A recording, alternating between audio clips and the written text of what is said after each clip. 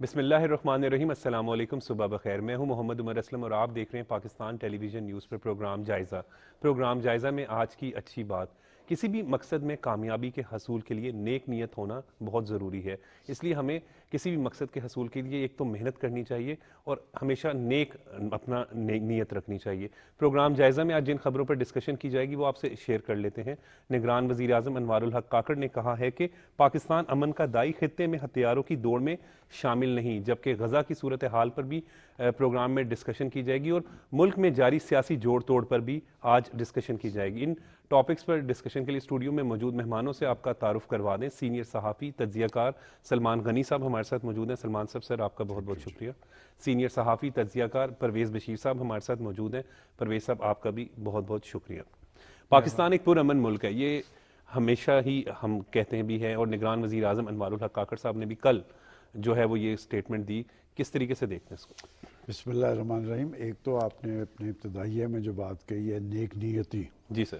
یہ نیک نیتی جو ہوتی ہے وہ نتیجہ خیزی کے لیے بہت ضروری ہوتی ہے سر، اور اگر آپ نیک نیت ہوں تو کبھی آپ کو مایوسی اور ناکامی کا سامنا نہیں کرنا پڑتا۔ سر دیکھیں، آپ نے پرائم منسٹر انوار الحق کاکڑ صاحب کے جس بیان کا ذکر کیا ہے اس میں جو میں سمجھتا ہوں اہم بات یہ ہے کہ پرامن ملک تو ہے، اور یہ پرامن اس خطے کے اندر یہ جو ایک آپ کو استحکام نظر آتا ہے یہ کہاں سے آیا؟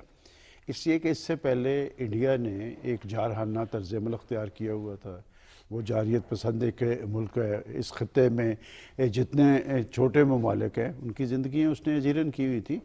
پاکستان جب سے ایٹمی طاقت بنا ہے وہ ایک میسج ہے جی، اور ایٹمی طاقت بھی ہم اس لیے بنے کہ ہمارا ایک ایسے دشمن سے واسطہ تھا جس سے ہم کوئی چیز بھی بعید رکھ سکتے تھے۔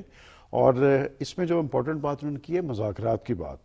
دیکھیں، بھارت کے مقابلے میں پاکستان ایک چھوٹا ملک ہے، لیکن جہاں پر دفاعی اعتبار سے دیکھیں تو میں ہمیشہ یہ کہا کرتا ہوں کہ پاکستان کی ایٹمی صلاحیت کیا ہے اور ہمارا جو میزائل سسٹم ہے، ڈیفنس سسٹم جو ہماری میزائل ٹیکنالوجی کا سسٹم ہے، جو بینظیر بھٹو صاحبہ کے دور، اس کی اگر کسی کو اہمیت اور حیثیت کا پتہ ہے تو وہ صرف انڈیا کو پتہ ہے۔ اور آپ کو یاد ہوگا کہ انہوں نے آج سے 2-3 سال پہلے جب ایک حرکت کی ایٹمی طاقت بننے کے بعد، وہ جاریہ تو کر نہیں سکتا تھا، ایک اس نے شرارت کی تھی بالا کوٹ کے مقام منہ توڑ جواب دیا اس کو، تو پاکستان نے 24 گھنٹے کے اندر ان کے 2 طیارے گرا کے ان کی سرزمین پر یہ جواب دیا تھا کہ آئندہ سے ایسے نہیں کرنا۔ لہٰذا اب وہ جارحیت والی بات تو ختم ہو گئی ہے، لیکن نگران پرائم منسٹر بات کر رہے ہیں مذاکرات کی۔ اچھا، مذاکرات جو ہوتے ہیں وہ ہمیشہ وہ کرتا ہے جس کا کوئی سیاسی کیس ہوتا ہے۔ آخر کیا وجہ ہے کہ دنیا کے بڑے بڑے ممالک جو متنازع ایشوز ہیں ان پر بیٹھ کر وہ بات کرتے ہیں اور مسائل کا حل نکالتے ہیں، اور پاکستان اور بھارت کے درمیان جو ایک کور ایشو ہے وہ تو کشمیر کا ایشو ہے، جی، وہ کشمیر کو اپنا اٹوٹ انگ قرار دیتا ہے۔ دیکھیں، بات یہ کہ یہ ایک نئی دنیا ہے اور آپ کسی بھی قوم کو طاقت اور قوت کی بنیاد پر پابند نہیں رکھ سکتے۔ پاکستان نے تو یہاں تک لچک دی تھی کہ آپ بیٹھ کے بات کریں، اور جتنے بھی متنازع ایشوز ہیں ان پہ بھی بات ہوگی، اور وہ ہمیشہ بات کرتا ہے دہشت گردی۔ دہشت گردی تو ریاستی دہشت گردی تو سب سے زیادہ اس وقت مقبوضہ کشمیر میں جاری ہے کہ وہاں پر آپ نے 1 لاکھ سے زیادہ کشمیری لوگوں کو شہید کیا ہے۔ اور میں سمجھتا ہوں کہ مذاکرات پہ انڈیا کیوں نہیں آتا؟ دیکھیں، سب سے امپورٹنٹ بات جو دنیا کو بھی اپیل کرتی ہے کہ پاکستان ہمیشہ ہر بین الاقوامی فورم پہ یہ بات کرتا ہے کہ جی ہم انڈیا کے ساتھ بیٹھ کے بات کرنے کو تیار ہے، وہ بات کرنے کے لیے تیار نہیں ہے۔ کیوں نہیں تیار؟ دیکھیں، جب ہم کشمیر کی بات کرتے ہیں نا، کشمیر کا ایشو UN میں کون لے کے گیا تھا؟ یہ انڈین لیڈرشپ تھی۔ انہوں نے بے وفائی اپنی لیڈرشپ کے ساتھ کی ہے، اور بات یہ کہ آج فلسطین کا ایشو ہے، آپ اس پہ بعد میں بات کریں گے کہ کیا وجہ ہے کہ UN جو ہے وہ سوڈان پہ، مشرقی تیمور پہ، ایریٹریا پہ ساری ریزولوشنز پہ عمل درآمد کرتا ہے۔ اسی طرح کی ریزولوشنز ہیں جو فلسطین پہ ہیں، جو کشمیر پہ ہیں، ان پہ کیوں پیش رفت نہیں ہوتی؟ میں سمجھتا ہوں کہ جنوبی ایشیا میں امن کا دار و مدار جو ہے وہ مسئلہ کشمیر کے حل پہ ہے۔ جب تک کہ اس مسئلے کی کوئی سیٹلمنٹ نہیں ہوتی، اس خطے میں امن کی گارنٹی نہیں دی جا سکتی۔ باقی ایٹیچیوڈ کی بات ہے، جب سے نریندر مودی صاحب وہاں پر برسکدار آئے ہیں اس وقت سے ڈیڈ لاک ہے۔ اس سے پہلے 140 مرتبہ پاکستان اور بھارت کے درمیان مذاکرات ہوئے ہیں، میز لگی ہے، لیکن ضد اور ایک ہٹ درمی ہے، اور وہ ضد اور ہٹ درمی جس بنیاد پر ان کی ہے وہ دنیا جانتی ہے کہ جو شخص بیٹھ کر بات چیت کرنے کے لیے تیار نہیں ہوتا، اس کا مطلب یہ ہے کہ ان کا کوئی کیس نہیں ہے۔ پاکستان کا ایک کیس موجود ہے، آپ کوئی بھی بین الاقوامی فورم پہ دیکھ لیں، پاکستان کا پرائم منسٹر خواہ کوئی بھی ہو، وہ ہمیشہ یہ بات کرتے ہیں کہ جی ہم بیٹھنے کے لیے تیار ہیں، جو متنازع ایشوز ہیں ان پہ مل جل کر کوئی حل نکالنا ہے، اور دنیا کے بڑے بڑے ممالک نے اپنے حل نکالے ہیں۔ میں سمجھتا ہوں کہ مذاکرات کی بات کر کے بہت اچھی بات کی ہے، لیکن اس مذاکرات کا جواب ہمیشہ ہندوستان کی طرف سے ایک ضد اور ہٹ درمی کی صورت میں آیا ہے، اور یہی چیز جو ہے، یہی مائنڈ سیٹ جو ہے اس خطے کی ترقی اور استحکام میں سب سے بڑی رکاوٹ ہے۔ بالکل ٹھیک ہے نا پرویز بشیر صاحب، پاکستان نے تو ہمیشہ جو ہے وہ پرامن ملک کا کردار ادا کیا ہے، اور بڑا سلمان غنی صاحب بالکل درست بات کہہ رہے ہیں کہ کشمیر کے حل کے بغیر تو ممکن نہیں ہے کہ معاملات جو ہے وہ امن بھی برقرار رہے اور آگے معاملات چلیں۔ دیکھیں یہ جو نگران وزیر اعظم نے جو بات کی ہے نا کہ اسلحے کی دوڑ میں شامل نہیں، تو اب اصل بات یہ ہے کہ ہم ایٹمی قوت ہیں، اور ہمارے جو مسائل ہیں، معاملات ہیں، وہ تھوڑا سا اب ڈیفرنٹ ہیں۔ اب دنیا میں ٹھیک ہے، اس لیے کہ ہمارے پاس جب ایٹمی قوت موجود ہے تو ہمیں بہت زیادہ اسلحے کی اب ضرورت نہیں۔ اس کے دو معنی لیے جا سکتے ہیں۔ ایک یہ کہ ہمیں اسلحے کی دوڑ میں شامل نہیں ہونا، اس کا مطلب یہ ہے کہ ہماری جو ایٹمی قوت ہے وہ ایک بہت بڑی قوت ہے۔ اچھا، اب اس کو میں ایک اور رخ سے بھی دیکھتا ہوں جی سر، کہ اگر اسلحے کی دوڑ میں شامل نہیں تو پھر معاملہ کیا ہے؟ معاملہ یہ ہے کہ اس وقت ہمارے جو دشمن ہیں وہ ہم پر معاشی طور پہ ہمیں کمزور کرنے کی طرف جا رہے ہیں، اور اس کا جو سینس ہے، سمجھ جو ہے وہ ہمیں اچھی طرح ہے، اس آگہی ہے کہ یہ کیا کر رہے ہیں۔ وہ جو دشمن ہے وہ پہلے لے آتا تھا سرحدوں پر، جو ہے وہ فوجیں لے آتا تھا، بالکل امپورٹنٹ پوائنٹ۔ اب جو ہے اب معاملہ اسلحے کی دوڑ کا نہیں رہا، اس لیے کہ اس کو پتہ ہے کہ پاکستان، جس طرح ابھی سلمان غنی نے ذکر کیا کہ ایک دفعہ چڑھائی کر کے دیکھ لی اور وہ ان کا جو حشر کیا ہم لوگوں نے۔ اب معاملہ آ گیا ہے یہاں پر معیشت کا، معیشت کی بحالی کا، اس پہ انہوں نے وار کیا اور اس میں ہمیں پرابلمز آئیں۔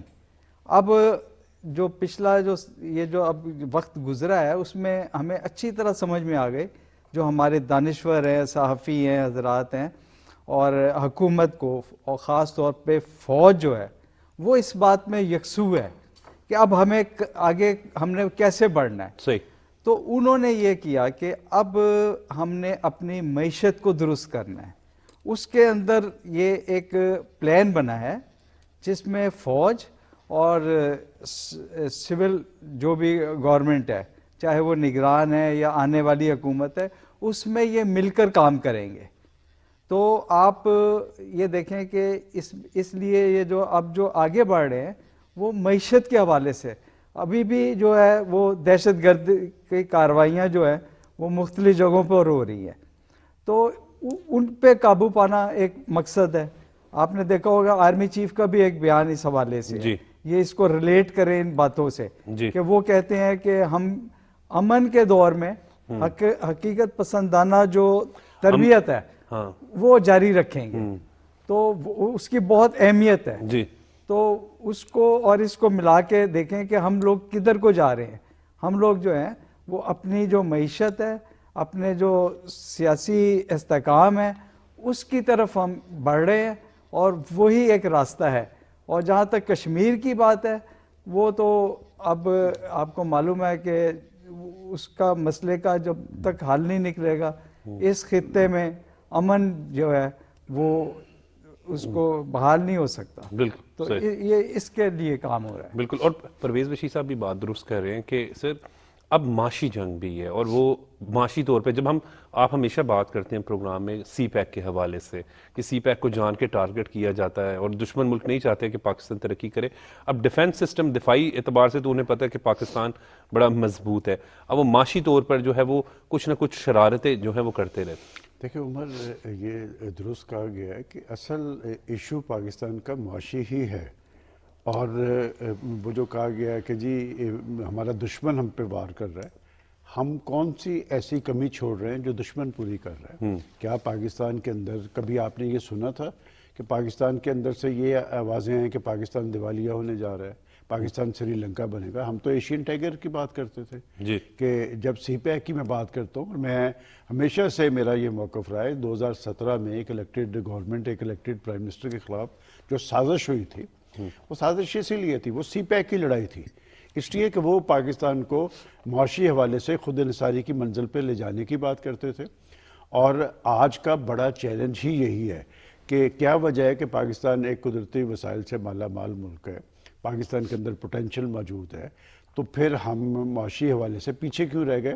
یہ ہماری اپنی پرابلمز ہیں، ہم دشمن کو مورد الزام نہیں ٹھہرا سکتے۔ اگر آج ہم یہ فیصلہ کر لیں کہ ہم نے خود انحصاری کی منزل پہ پہنچنا ہے، صرف آپ نے اپنی پالیسیز درست کرنی ہے۔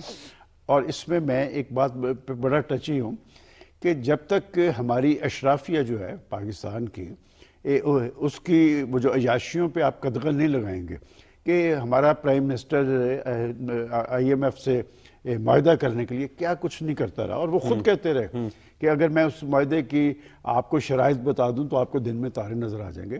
جنہوں نے آپ کو پیسے دینے ہوتے ہیں وہ اپنی شرائط پہ دیتے ہیں، کنڈیشنز ہوتی کہ ہیں 2 ارب ڈالر یا 3 ارب کے لیے ہم دربدر ہوتے رہے۔ پاکستان کی اشرافیہ پہ 17.5 ارب ڈالر سالانہ خرچ ہوتا ہے۔ کیا پاکستان کی خاطر وہ اپنے وہ جو عیاشی ہیں اس پہ قدغن نہیں لگا سکتے؟ دیکھیں آج اگر ہم بجلی کا بحران ہے، پیٹرولیم کا بحران ہے، تو یہ ساری چیزیں تھوڑا تھوڑا کٹ لگانا چاہیے۔ پاکستانی قوم نے ایک قربانی دی ہے، لوڈ پاکستانی قوم نے اٹھایا ہے، وہ لوڈ جو پاکستانی قوم اٹھاتی ہے وہ اشرافیہ پہ بھی آنا چاہیے۔ اور بات یہ کہ کم از کم معیشت پر سیاست نہیں ہونی چاہیے۔ ماضی کے اندر یہ سلسلہ جو ہے یہ 1 دہائی سے پہلے ایسے نہیں تھا۔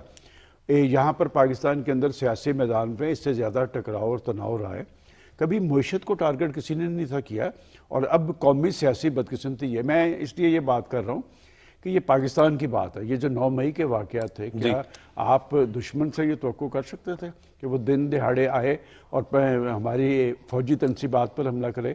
کیا آپ یہ گوارا کر سکتے تھے کہ دشمن آ کے ہمارے شہداء کی یادگاریں جلاتا پھرے؟ میں سمجھتا ہوں کہ ہماری سیاسی لیڈرشپ کو اپنے طرز عمل پہ نظر ثانی کرنی چاہیے، اور اپنی جو سیاست ہے وہ پاکستان اور پاکستانیت کے ساتھ مشروط کرنی چاہیے۔ دیکھیں بات یہ کہ پاکستان مضبوط ہوگا تو سیاست چلے گی، سیاست پاکستان کے ساتھ مشروط ہے۔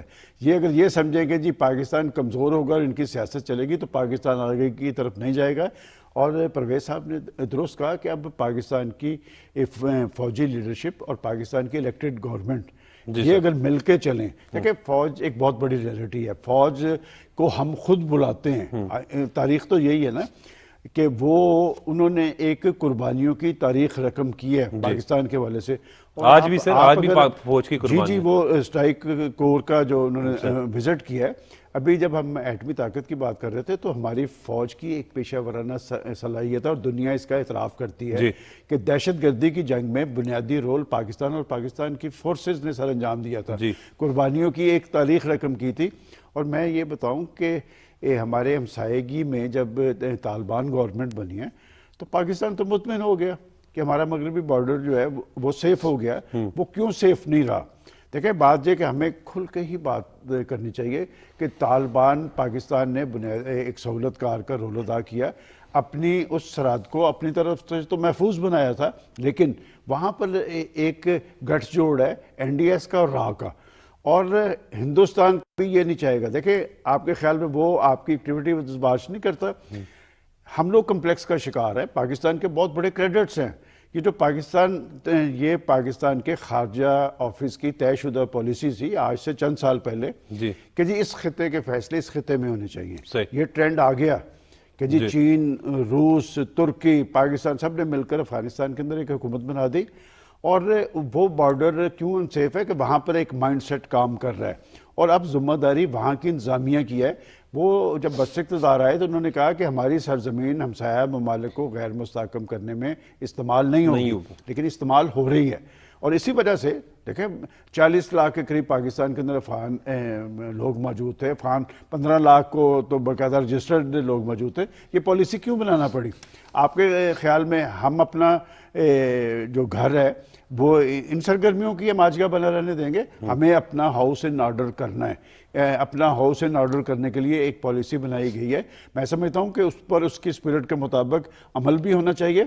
اور جب آپ معاشی ایکٹیویٹیز کی بات کرتے ہیں، جب تک پاکستان کے اندر ایک سازگار ماحول نہیں ہوگا، سازگار ماحول کس حوالے سے؟ کاروباری ایکٹیویٹیز کے حوالے سے، معاشی سرگرمیوں کے حوالے سے. پاکستان کے اندر اتنا پوٹینشل ہے کہ ہمیں کسی IMF کے سامنے مرے جانے کی ضرورت نہیں ہے. ہمیں ہاتھ میں کشکول پکڑنے کی ضرورت نہیں ہے. اور تلخ بات یہ ہے کہ ہم ایک طرف نیوکلیئر پاور ہے، دوسری طرف ہمارے ہاتھ میں کشکول ہے. تو یہ میرا خیال چیلنج ہے پاکستان کی شافیہ کے لیے، پاکستان کی لیڈرشپ کے لیے. ہم انتخابی مرحلے میں جا رہے ہیں تو کم از کم پاکستان کی سیاسی لیڈرشپ کو ایک عزم تو ظاہر کرنا ہوگا کہ ہم برس اقتدار آنے کے بعد اس IMF کی لعنت سے چھٹکارا حاصل کریں گے. اس پر پرویز بشیر صاحب سے بات کریں گے، لیکن وقت ہو رہا ہے بریک کا.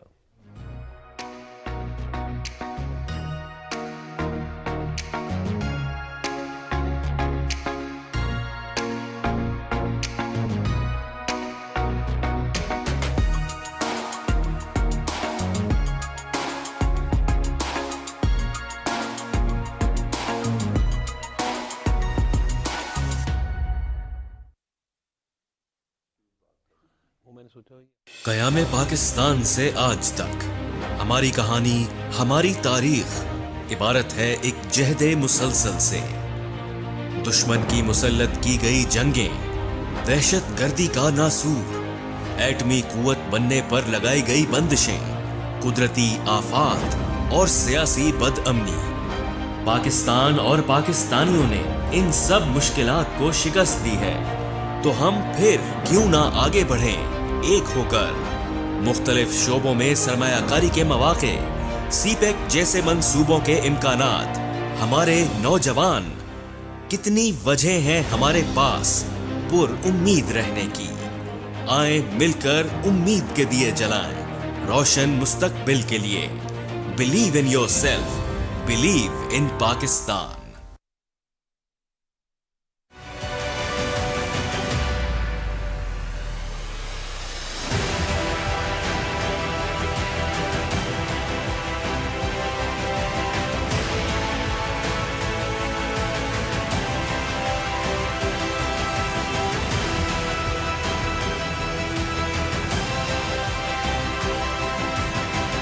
میں فریال علی گوہر، بات سے بات میں آپ کے ساتھ.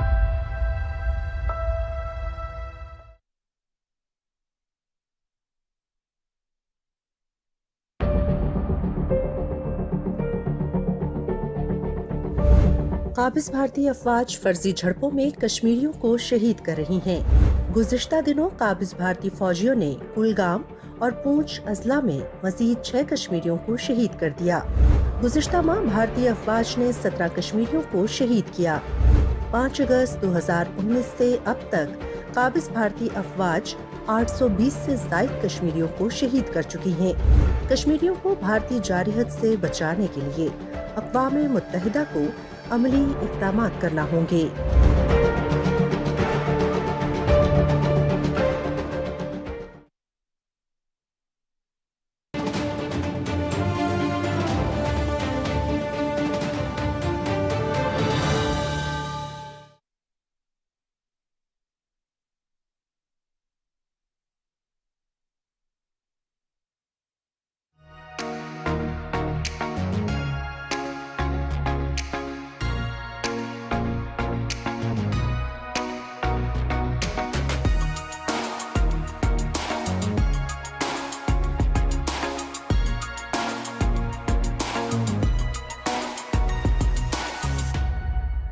Welcome back. پرویز بشیر صاحب، ہم بات کر رہے تھے ابھی جو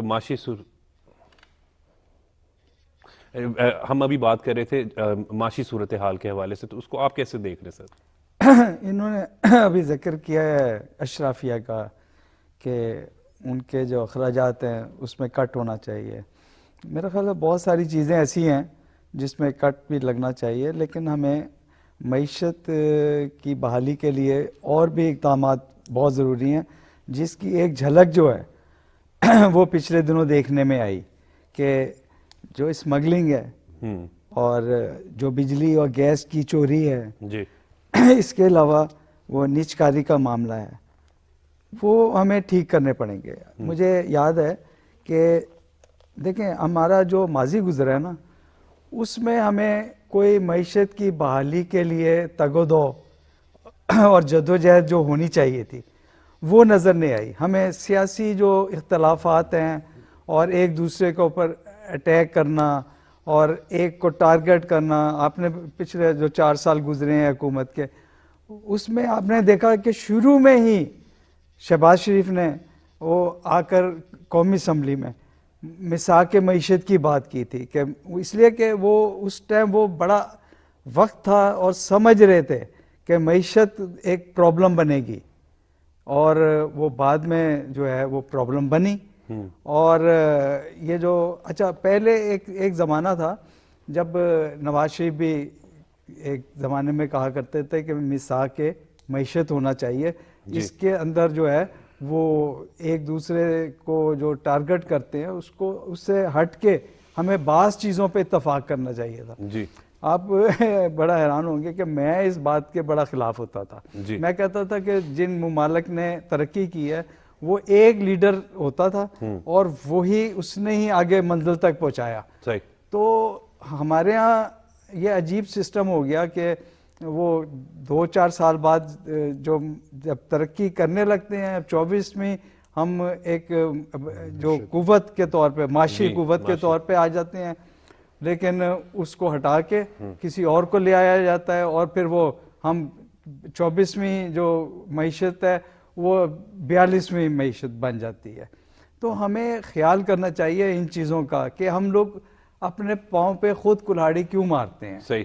تو اس کے علاوہ یہ ہے کہ ہمیں جو معیشت کے جو دوسری دنیا کو ہمیں دیکھنا چاہیے کہ وہ انہوں نے کس طرح ترقی کی بالکل صحیح. تو اس کے حوالے سے بھی ہمیں آگے بڑھنا چاہیے. بالکل ٹھیک ہے. سلمان غنی صاحب، اسرائیلی مظالم ہم جسے کہتے ہیں کہ وہ ایسی باتیں ایسے ویڈیوز آئی وہ جو دیکھیں تو بڑا دکھ ہوتا ہے، لیکن ابھی جو اطلاع آئی ہیں اس کے مطابق جو ہے وہ جنگ بندی حماس اور اسرائیل کے درمیان ہوئی ہے 4 روز کے لیے، اور حماس 50 یرغمالی رہا کرے گا جبکہ اسرائیل 150 جو ہے وہ فلسطینیوں کو رہا کرے گا. قطر نے بڑا اہم ثالثی میں جو ہے وہ کردار ادا کیا ہے. کیسے دیکھ رہے ہیں، کیونکہ جنگ کے دوران ہم نے دیکھا بہت نقصان بھی ہوا، مظالم کی وہ مناظر دیکھیں جو دیکھے نہیں جا سکتے. دیکھیں عمر، فلسطین کا ایشو بنیادی طور پہ تو امت مسلمہ کا ایشو ہے. جی بالکل. لیکن 7 اکتوبر کے بعد 7 اکتوبر کو جو رد عمل ظاہر کیا حماس نے، وہ کس لیے کیا؟ اس لیے کہ کوئی ایک دن ایسا نہیں گزرتا تھا کہ اسرائیلی افواج وہاں پر فلسطینیوں کو ٹارگٹ نہ کرتے ہوں. اور اس وقت جو اعداد و شمار ہیں وہ تقریباً 12,000 لوگ شہید ہوئے ہیں، اور پہلی دفعہ یہ ہوا ہے 12,000 سے زائد 12,000 سے زائد ہوئے ہیں. 10 سے 20,000 سے زائد لوگ زخمی ہوئے. وحشیانہ بمباری کا سلسلہ میں نے آج تک نہیں اپنی لائف میں دیکھا کہ ہم افغانستان کو دیکھا ملبوں میں دبے ہوئے لوگ سر، وہ بچے اٹھا کے جب، اور جو کام امریکہ کی پہچان کیا تھی کہ امریکہ ہیومن رائٹس کی بات کرتا تھا، شہری آزادیوں کی بات کرتا تھا، انسانیت کی بات کرتا تھا، اور امریکی پریزیڈنٹ وہاں جا کے اسرائیل جب پہنچتے ہیں تو اس روز ایک ہاسپٹل پہ حملہ ہوتا ہے، 800 لوگ شہید ہوتے ہیں. تو وہ پریس کانفرنس میں کہتے ہیں کہ ہم غیر مشروط طور پہ اسرائیل کی حمایت کریں گے. دیکھیں بات یہ فلسطین کا ایشو آج کا ایشو نہیں ہے. پہلی بات تو یہ آپ نے جو بتایا کہ جی خبریں یہ آ رہی ہیں کہ ایک معاہدہ ہوا ہے 4 روز کے اندر، کہ یہ پہلی دفعہ ڈیفینسو ہوئے ہیں. ہوتا کیا تھا کہ آج جو ہے غالباً 47واں 48واں دن ہے اس ساری صورتحال پہ. اس سے پہلے تو 5 7 10 دن میکسیمم اس میں وہ حملہ کرتے تھے، وہ فلسطین کے ایک حصے پہ قبضہ کرتے تھے. آج وہاں پر وہ قبضہ نہیں کر سکے. دیکھیں اس بات کو سمجھنے کی ضرورت ہے. کیا وجہ ہے؟ اس لیے کہ یہ جو حماس تھا، یہ حماس کیا ہیں؟ یہ یتیم بچے ہیں، یہ یتیم نوجوان ہیں جن کے گھرانوں کو آپ نے قتل کر دیا ہے. اور عمر جو کچھ انہوں نے وہاں پر کیا ہے، کیا امریکہ اس بات سے اپنی جان چھڑوا لے گا؟ ہم جسے مہذب دنیا کہتے تھے انہوں نے مہذب دنیا ہونے کا ثبوت فراہم کیا ہے. جی. دنیا کا کون سا بڑا شہر، لندن، نیو یارک، واشنگٹن، آسٹریلیا، ہر جگہ پہ لوگ سڑکوں پہ نکلے ہیں اور بڑی تعداد میں نکلے سر اسرائیلی مظالم کے خلاف. اسرائیلی مظالم کے خلاف نکلے ہیں. اس کا مطلب وہاں پر انسانیت زندہ ہے. اب بنیادی طور پہ ہمارا ایشو تھا، یہ امت مسلمہ کا ایشو ہے. ہم نے وہ رول ادا نہیں کیا. ہمیں جو رول ادا کرنا چاہیے تھا، کیا جو عالم اسلام کے ممالک ہیں وہ کمزور ہیں؟ آپ کے پاس ایک آپشن ہے پیٹرولیم کا. OIC کانفرنس کے اندر 2 ممالک نے کہا کہ آپ صرف پیٹرولیم بند کر دیں، رات تک یہ جنگ بندی بھی ہو جائے گی. میں سمجھتا ہوں کہ قطر نے ایک ذمہ دارانہ رول ادا کیا ہے. جنگ کا نہیں، MBS کا ایک کریڈٹ میں سعودی عرب کی بھی تعریف ہے سر کہ نہیں، تعریف میں نہیں ان کی کرنا چاہتا، لیکن ایک بات جو MBS نے کی ہے 9 اکتوبر کو، یہ تو اسرائیل کو ہمارے بعض ممالک تسلیم کرنے جا رہے تھے، لیکن MBS نے یہ کیا کہ 9 اکتوبر کو اس نے کہا کہ جو ہماری بات چیت چل رہی تھی وہ ختم ہے. یہ جو فلسطینی ہیں یہ کون ہے؟ یہ بھی تو عربی ہے نا، بعض یہ مسلمان ہیں نا. اور اس زمین کے ساتھ ہماری کمٹمنٹ کیا ہے؟ میری کمٹمنٹ نہیں ہے، کیا صرف فلسطینیوں کی کمٹمنٹ ہے؟ یہ نبیوں کی سرزمین ہے، ہمارا قبلہ اول وہاں پر ہے.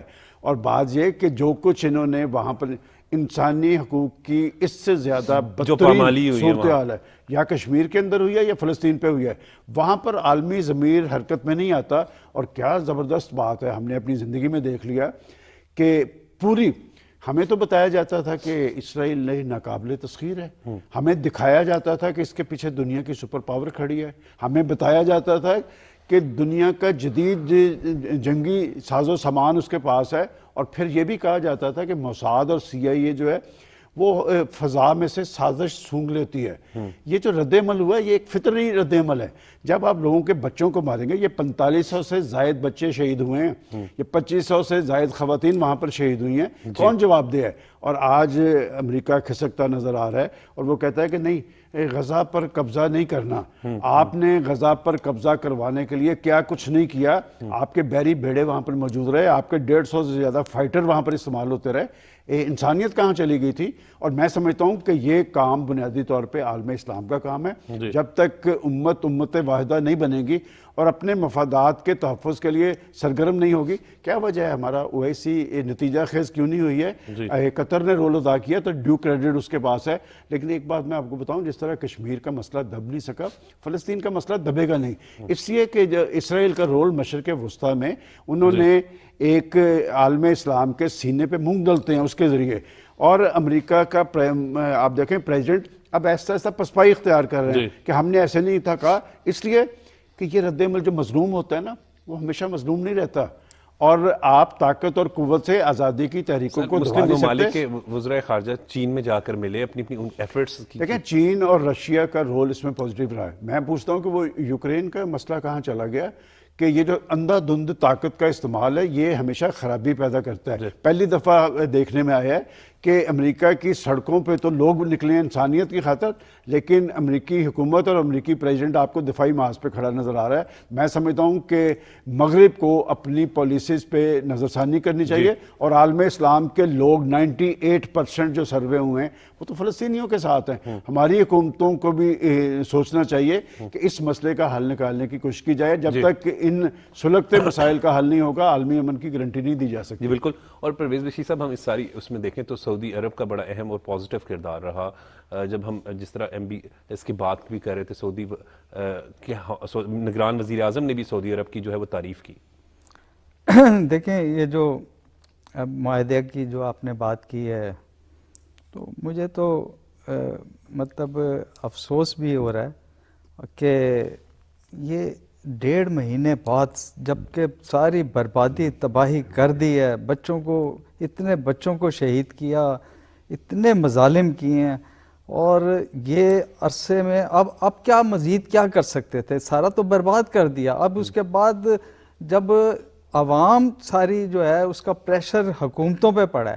مغربی ممالک جو ہیں وہ انسانی حقوق کی بات بہت کرتے ہیں، لیکن عمل جو ہے ان کا بالکل اس کے برعکس ہے. آپ نے دیکھا عراق پہ ایک بہانہ کیا انہوں نے کہ بھائی ان کے پاس ایسے ہتھیار ہیں، جو خطرناک ہیں ان پہ حملہ کر دیا، بعد میں وہ غلط ثابت ہوا. ابھی جو ہسپتال پہ حملہ کیا، میں کل دیکھ رہا تھا اسرائیل کے سابق وزیر اعظم، انہوں نے خود بتایا کہ وہ ہسپتال کے نیچے جو سرنگیں بنائی ہیں وہ ہم لوگوں نے بنائی تھیں. وہ جو اینکر پرسن ہے اس نے حیران ہو کے کہا کہ یہ آپ کیا کہہ رہے ہیں، آپ صحیح معنوں میں یہ کہہ رہے ہیں کہ یہ اسرائیل نے یہ بنائی ہوئی ہیں سرنگیں؟ تو انہوں نے کہا جی بالکل ہم نے بنائی تھی، اور آج سے 50 سال پہلے. اس کا علم جو تھا صرف اسرائیل کو تھا یا امریکہ کو ہوگا، اور اس کی آڑ میں انہوں نے وہاں پہ بمباری بھی کی اور دہشت گردی بھی کی، اس میں داخل بھی ہوئے. اس کے اندر کچھ بھی نہیں تھا، صرف ان کے پاس نقشے ہوں گے جس کو انہوں نے جو صحافیوں کو دکھایا. مطلب میں یہ کہہ رہا ہوں کہ عوام کا جو رد عمل تھا نا، اس سے یہ اب مجبور ہوئے ہیں، اور یہ بھی صرف 4 دن کے لیے یہ کہا ہے جنگ بندی. جی. اور وہاں کے جو معاملات ہیں وہ اب جا کے پتہ لگے گا کہ وہ کس طرح برباد ہو گئے ہیں. اور ان کا میرا خیال 40 لاکھ سے زیادہ تعداد ہے جو بے گھر ہیں اس وقت. اور یہ جو ہے اس کو یہ جو 4 دن کا جو کہہ رہے ہیں یہ صرف عوامی رد عمل ہے، اور یہ جو قطر کا جو رول ہے، اب ہم تو یہی کہہ سکتے ہیں کہ اللہ کرے کہ اس کے اندر امریکہ کا اثر و رسوخ اتنا شامل نہ ہو. اسلامی ممالک کی جو انہوں نے بات کی ہے، اسلامی ممالک کو رشیا سے اور چائنا سے روابط بڑے مضبوط کرنے چاہیے، کیونکہ ان دونوں ممالک کا جو نقطہ نظر ہے، نظریہ ہے، وہ امریکہ سے بالکل ڈیفرنٹ ہے. اس چیز سے فائدہ اٹھانا چاہیے. اور جو عرب ممالک ہیں ان کو بھی یہ دیکھنا چاہیے کہ یہ امریکہ کا جو اثر و رسوخ ہے اس کو کم کر کے ایک دوسری لابی میں آنا چاہیے. اور وہ مسائل جو پیدا ہو گئے ہیں وہ امریکہ جو ہے وہ مسائل پیدا کرتا ہے. اور یہ جو آپ نے کہا کہ غزہ کی جو اس میں، تو میرا خیال ہے کہ اس کے لیے جو امداد جو ہے وہ درکار ہے بہت زیادہ. اور اس میں کم از کم اسلامی ممالک یہ تو کر سکتے ہیں کہ اب یہ 4 دن میں جتنے بھی زخمی ہیں ان کا انخلا کیا جائے، اور یہ کوشش کرنی چاہیے کہ یہ جو جنگ بندی ہے یہ مستقل ہو، اور حل جو ہے وہ بھی نکالا جانا چاہیے. جی بالکل. جی سلمان غنی صاحب، ابھی ہم بات کر رہے تھے کہ سعودی عرب کے حوالے سے جب ہم بات کرتے ہیں تو جیسے اسٹیٹمنٹ کو آپ نے بھی اپریشیٹ کیا، کیسے دیکھتے ہیں ایم بی ایس کی؟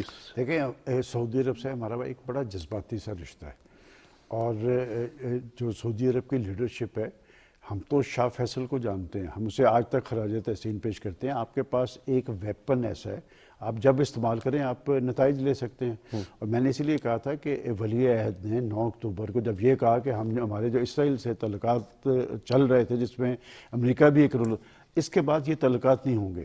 دیکھیں بات یہ کہ یہ مشرق وسطیٰ میں ایک انہوں نے یہ بھی کہا، انہوں نے سر یہ بھی کہا کہ اسلحہ بیچنا جو ہے ان کو بند کیا جائے. دیکھیں یہ میں نے آپ کو بتایا، اسلحہ بیچ لیا نا، بیری بیڑا پہنچ گیا نا، وہاں پر فائٹر طیارے چلے گئے نا، وحشیانہ بیماری آپ نے کر لی نا، وہاں کے ان کی بلڈنگز کو راکھ کے ڈھیر بنا دیا نا، کیا اس قوم کے اندر سے آپ نے جذبہ اور ولولہ ختم کر لیا؟ میں نہیں مانتا.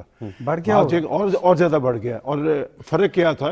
فرق یہ ہے کہ آپ جسے حماس قرار دے رہے ہیں کہ یہ عربوں میں یہ خوف پیدا کر رہے ہیں کہ جی حماس آپ کے لیے بھی خطرناک. دیکھنا ان کو جارے کے طور پیش کیا گیا ہے، اور جو بدماشی وہاں پر اسرائیل 75 سال سے کر رہا ہے وہ بہت ڈھکی چھپی ہے. اب کیا ہوا ہے؟ اب یہ ہوا ہے کہ اس سے پہلے وہ جنگ ہوتی تھی 5 دن کی، 7 دن کی، اور اس کے بعد یہ فلسطین کا ایک حصہ کاٹتے تھے اپنے ساتھ ملا لیتے تھے. اب کیا ہو رہا ہے؟ اب یہ ہوا ہے یہ جو بیٹھ کے قطر نے جو معاہدے جس کی آپ بات کر رہے ہیں کہ 50 ان کے اور 150 جو فلسطینی، یہ جو یرغمالی کون تھے؟ انہوں نے حماس نے ان کی سرزمین پہ جا کے جنگ لڑی ہے. اس لیے جب وہ کہتے ہیں نا تنگ آمد بجنگ آمد، آپ لوگوں کے بچے ماریں گے تو وہ خاموشی سے بیٹھ جائیں گے. اسرائیل کا بہت بڑا انٹیلیجنس فیلئر بھی ہے. میں نے آپ کو بتایا کہ موساد اور سی اور اس نے یہ جو اپنا امریکہ ہے یہ اسرائیل کے پیچھے کیوں کھڑا ہے؟ دیکھیں نا ان کی قوم، اور یہ آپ کے خیال میں یہ بات ایسے ہی ختم ہو جائے گی؟ نہیں ہوگی، اس کے اثرات امریکی انتخابات پر بھی ہوں گے، مغرب پہ بھی ہوں گے. اس لیے دیکھیں ہمیں اپریشیٹ بھی کرنا چاہیے. میں وہ آدمی تھا جو پہلے دن جب یہ 7 کو ہوا ہم کہتے تھے کہ جی ہم جنہیں مہذب قوم کہتے تھے ان کے دور میں، لیکن انہوں نے مہذب ہونا ثابت کیا ہے. وہ سڑکوں پہ آئے ہیں. جس دن OIC کانفرنس سعودی عرب میں ہو رہی ہے، میں آپ کو ریکارڈ کی بات بتا رہا ہوں، اس دن لندن کے اندر لاکھوں لوگ سڑکوں پہ تھے، اور BBC کے مطابق تو 3 لاکھ ہیں، لیکن وہاں پر یہ لوگ کہتے ہیں کہ 1 ملین لوگ تھے. وہ پاکستان میں بھی بڑے لوگ نکلے سر، پاکستانی ہوں گے. دیکھیں ہم پاکستانی، ہمارا تو اپنا مسئلہ ہے نا جی، لیکن ان کا تو مسئلہ نہیں تھا، وہ تو انسانیت کی خاطر نکلے. اور میں آپ کو ایک بات جو بتاؤں کہ امریکہ کی ایک پہچان تھی ہیومن رائٹس کے حوالے سے، انسانیت کے حوالے سے، شہری حقوق کے حوالے سے، وہ ڈیمیج ہوئی ہے. ایک مکروہ چہرہ جو مغرب کا ہے وہ دنیا کے سامنے آیا ہے، اس لیے کہ وہ اس طوطے میں ان کی جان ہے جس اسرائیل پہ. اور حماس نے ایک دفعہ رگڑ کے رکھ دیا ہے. حماس ان پہ حماس اب ایک خوف کا نام ہے، اور امت مسلمہ کے لیے ایک رد عمل کی علامت ہے. میں سمجھتا ہوں کہ آزادی کی جو تحریکیں ہوتی ہیں دنیا، یا آپ تاریخ پڑھ کے دیکھ لیں ان کو. ویتنام میں کیا ہوا تھا؟ ویتنام میں ذلیل و رسوا ہو کے وہاں سے امریکہ نہیں تھا گیا، یہاں سے بھی اسے چھوڑنا پڑے گا. اور یہ اس سرزمین کے ساتھ ہماری ایک دلی کمٹمنٹ ہے. یہ انبیاء کی سرزمین ہے، یہ ہمارا ایشو ہے، یہ صرف فلسطین کا ایشو نہیں ہے. بالکل ٹھیک کہہ رہے ہیں. اور اسرائیلی کے حوالے سے، اسرائیل کے مظالم کے حوالے سے جہاں پوری دنیا میں جو ہے وہ آواز بلند ہوتی رہی اس مظالم کے خلاف، وہیں پر سعودی ولی عہد کے حوالے سے بھی اگر ہم بات میں MBS کا، تو ان کا کردار جو ہے وہ انتہائی قابل تعریف رہا. غزہ میں جو جنگ بندی کے حوالے سے ہمیشہ بات کرتے رہے، اور ساتھ ہی یہ بھی کہا کہ اسرائیل کو جو ہتھیاروں کی فراہمی ہے اس کو روکا جائے، اور اس کی تعریف جو ہے وہ نگران وزیر اعظم انوار الحق کاکڑ صاحب نے بھی کی. ناظرین مزید بات کریں گے ملک کی سیاسی صورتحال پر، لیکن بریک کے بعد.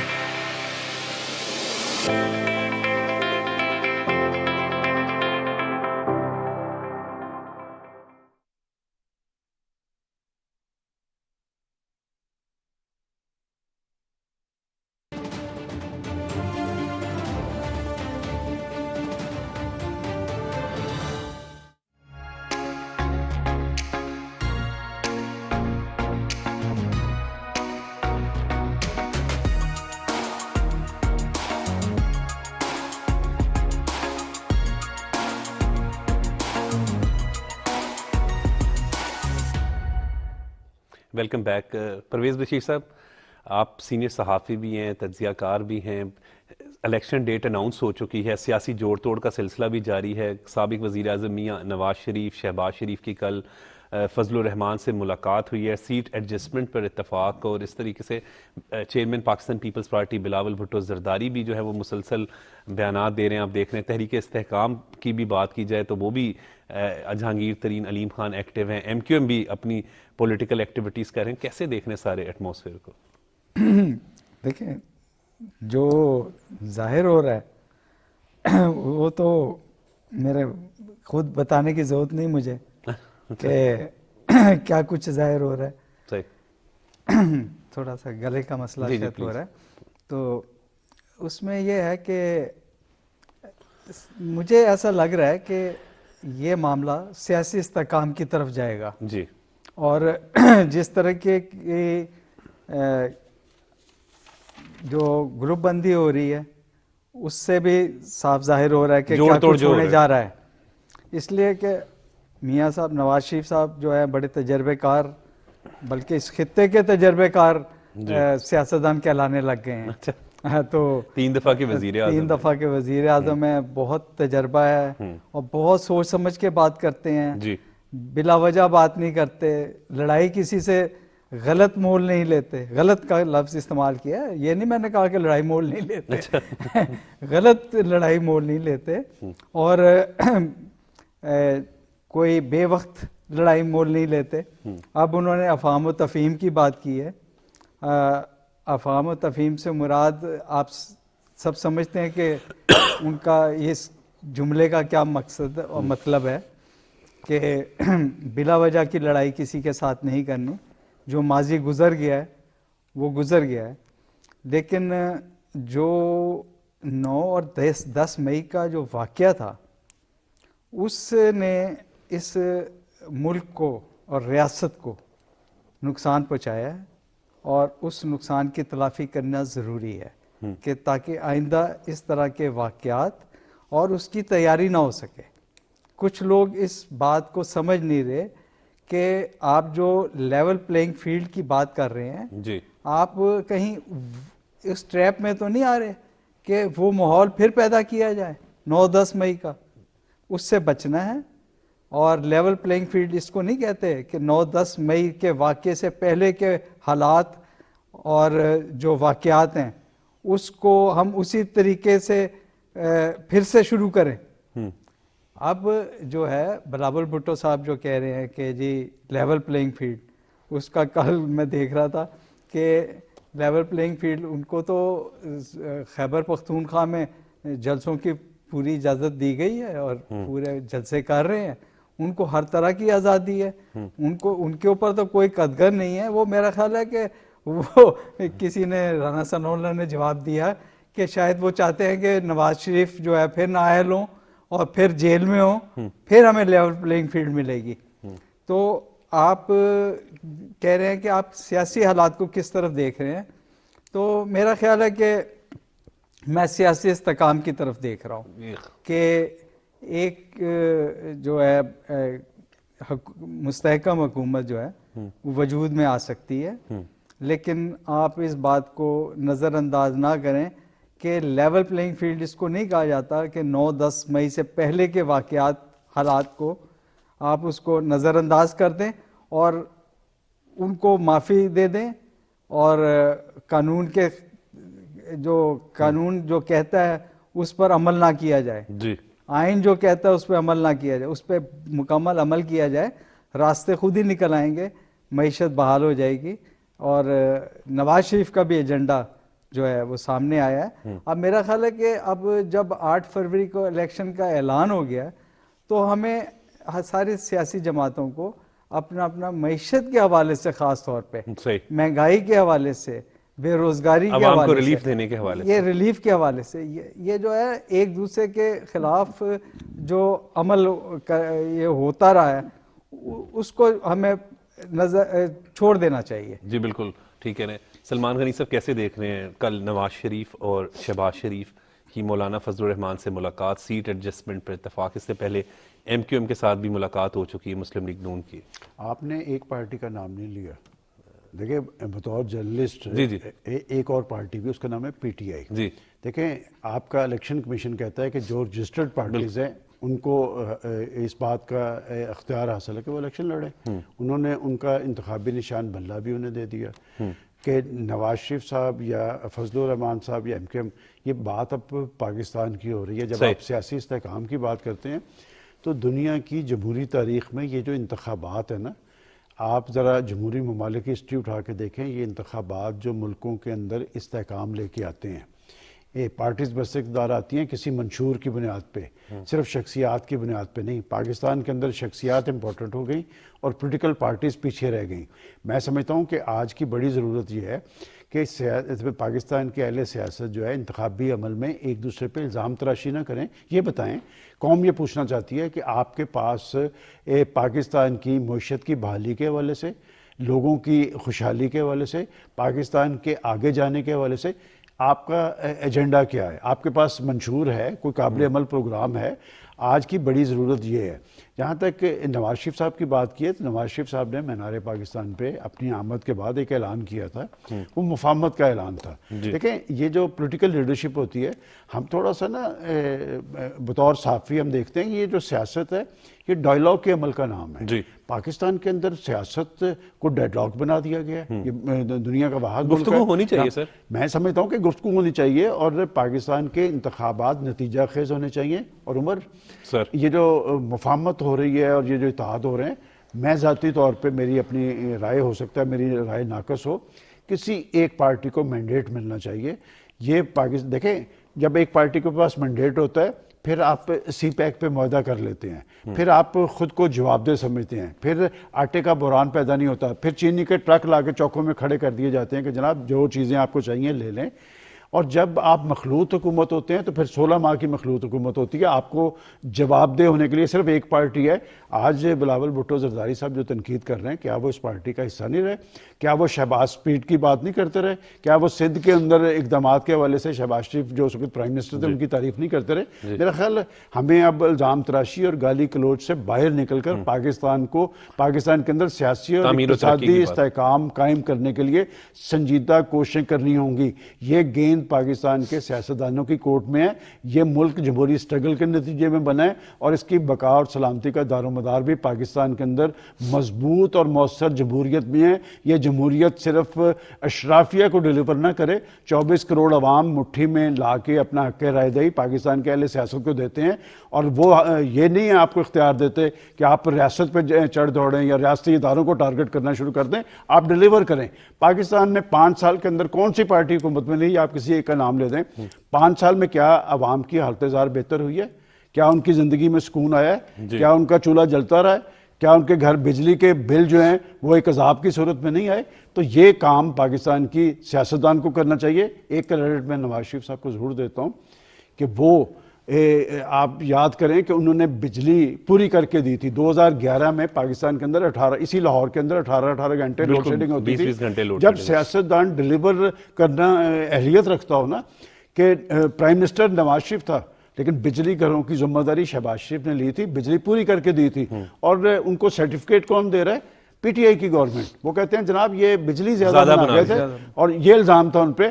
تو میں سمجھتا ہوں کہ نواز شریف صاحب نے بھی بل لہرا کے دکھائے تھے. اس کا مطلب سیاستدان یہ ہوتا ہے کہ اسے پتا ہوتا ہے کہ اس بجلی کا بل لوگوں کی زندگیاں جیرن کر رہا ہے, تو اس بجلی کی قیمتیں کم ہونی چاہیے اور عوام کا چولہا جلتا رہنا چاہیے, کیونکہ عوام کا چولہا جلتا رہے گا پھر ان کا دل نہیں جلے گا. لوگوں کے دل جل رہے ہیں, وہی ڈیموکریسی مؤثر ہوتی ہے جو ڈیلیور کرتی ہے. بالکل ٹھیک کہہ رہے ہیں, وہی ڈیموکریسی بہتر ہوتی ہے جو ڈیلیور کرتی ہے. اور پرویز بشیر صاحب آپ بڑی صحیح بات کرتے ہیں کہ اب منشور کے حوالے سے ہم بات کر رہے ہیں. پولیٹیکل پارٹی چاہے وہ کوئی بھی ہو, اوبیسلی سب نے الیکشن کنٹیسٹ کرنے, عوام جسے منتخب کریں گے وہ جو ہے وہ اقتدار میں آ جائیں گے. اس وقت عوام کے جو مسائل ہیں اگر ہم اس حوالے سے اگر بات کریں تو ان کو حل کرنے کی ضرورت ہے, اس حوالے سے منشور دینے کی ضرورت ہے. دیکھیں اس کو ماضی کے حوالے سے دیکھ سکتے ہیں کہ پچھلی حکومتوں میں کسی نے کیا کیا. جی تو یہ میں ایگری کرتا ہوں ان کی بات سے کہ ایک مستحکم حکومت ہونی چاہیے, اور یہ جو مخلوط حکومت ہوتی ہے نا اس میں ہمارے ملک میں یہ ہوتا ہے کہ مخلوط حکومت بن گئی اور کچھ کا ایجنڈا کچھ اور ہے, اور جو جس کو اکثریت ملی ہوئی ہے اس کا ایجنڈا کچھ اور ہے. اور اس میں تھوڑا سا ہم یہ دیکھتے ہیں ماضی کے حوالے سے کہ جب چاہتے ہیں وہ جو قالین وہ جو ہے نا قالین گھسیٹ لیتے ہیں جس کو کہتے ہیں, بلیک میلنگ شروع ہو جاتی ہے. مطلب کسی کا ایجنڈا کچھ اور ہے, اور نواز شریف مثلا فرض کیا وہ چاہتے ہیں جی سی پیک میں آگے بڑھے, معیشت جو ہے وہ اور ترقی کرے, اور جس کو اقتصادی ترقی جو ہے اس کی شرح جو ہے وہ 6 پوائنٹس پر آ جائے. لیکن دوسری کا ایجنڈا کچھ اور ہے, وہ کسی اور حوالے سے پاکستان کو دیکھ رہے ہیں. تو اس میں ایک مسائل پیدا ہوتے ہیں. تو دعا یہی ہے, خواہش یہی ہے, اس لیے کہ عوام پہ تو میرا زور نہیں چلتا, کسی کا بھی زور نہیں چلتا, لیکن دعا اور خواہش یہی ہے کہ کسی ایک پارٹی کو اتنا ووٹ مل جائے, اتنی سیٹیں مل جائیں کہ وہ اپنا ایجنڈا جو ہے وہ پوری طرح اس پہ نافذ کر سکے اور آگے بڑھ سکے پاکستان کا. جی تو یہ ہے, میں بھی یہی چاہتا ہوں کہ اس طرح کا کوئی ہو. وہ جو مساق جو معیشت کی جو بات کرتے ہیں اس میں مطلب میرا اپنا نظریہ یہی تھا کہ ایک پارٹی کو جو ہے نا وہ اپنا نظریہ جو ہے معیشت کے حوالے سے اس کو نافذ کرنا چاہیے, نہ کہ ہم سب یہ مختلف کھچڑی بنا کے بیٹھ جائیں اور کہیں کہ جی اس کے اندر جو ہے کہ اس کا بھی رول ہے, اس کا بھی رول ہے. اس طرح معاملہ چلتے نہیں ہیں. جی بالکل سر، آج کے دن کا پیغام سلمان غنی صاحب. دیکھیں آج کے دن کا پیغام یہی ہے کہ پاکستان کو ایک مضبوط پاکستان بنانے کے لیے جہاں پر پولیٹیکل لیڈرشپ کی اپنی ذمہ داری ہے، وہاں تمام طبقات کو پاکستانیت کا جذبہ بروئے کار لاتے ہوئے پاکستان سے اپنی کمٹمنٹ کا ثبوت دینا چاہیے. پاکستان نے ہمیں بہت کچھ دیا ہے، لیکن ہم پاکستان کو وہ کچھ نہیں دے سکے جو ہمیں دینا چاہیے. جی بالکل ٹھیک کہہ رہے ہیں. اور پرویز بشیر صاحب آج کے دن کا پیغام سر کیا دیں گے؟ مجھے تو آج وہ جو غزہ کی صورتحال یاد آ رہی ہے اور منافقت بھی یاد آ رہی ہے ملکوں کی، کہ جب سب کچھ برباد ہو گیا، تباہ ہو گیا، قتل عام ہو گیا، تو اس کے بعد کہہ رہے ہیں کہ اب جنگ بندی کرو. یہ چیز تو ایک ہفتہ پہلے جب جنگ شروع ہوئی تھی اس کے فوراً بعد ہو جانا چاہیے تھا یہ سارا کام. بہت بہت شکریہ سلمان غنی صاحب آپ کا، بہت بہت شکریہ پرویز بشیر صاحب. اور ناظرین، آج کی اہم بات یہ ہے کہ اس وقت اگر ہم بات کریں تو عارضی جنگ بندی جو ہے وہ 4 روز کے لیے ہو گئی ہے، اور غزہ کی صورتحال پر یقیناً جو ہے دل بڑا دکھی ہوتا ہے.